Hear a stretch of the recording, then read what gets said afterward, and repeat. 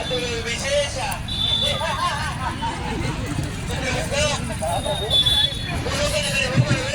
ಬನ್ನಿ ಮಹಾಪ್ರಭು, ಬಹಳ ದಿನಗಳಾಗಿದೆ, ಹೋಗಿ ಬರೋಣ.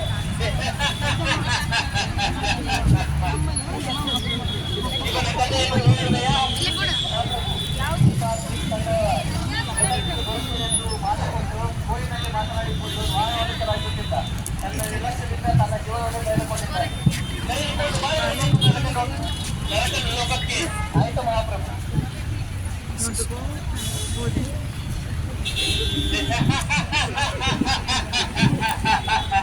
ಈ ಮರ್ಮಾಂಗಿಯ ಕಥೆಯನ್ನು ಹೇಳಿದೆಯಾ? ಮಹಾಪ್ರಭು, ಈತನು ಕ್ರೀಡಾಪಟುವಾಗಬೇಕೆಂದು ಬೆಳಗ್ಗೆ ಮತ್ತು ರಾತ್ರಿ ಪ್ರಯತ್ನ ಪಡುತ್ತಿದ್ದ.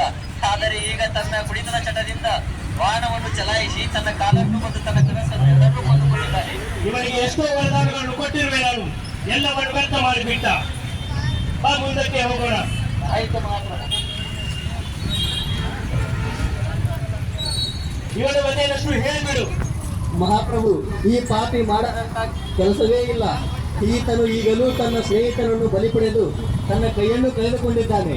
ಇವನ ಪಾಪದ ಕೂಡ ಇನ್ನೇನು ಬರಲಿದೆ. ಆದಷ್ಟು ಬೇಗ ನಮ್ಮ ಲೋಕಕ್ಕೆ ಕರೆಯೋಣ ಎಂದು. ಆಯ್ತು ಮಹಾಪ್ರಭು.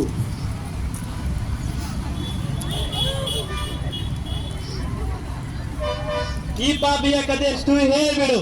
ಮಹಾಪ್ರಭು, ಈತ ಪಾಪಿ ಅಲ್ಲ, ಅಮಾಯಕ.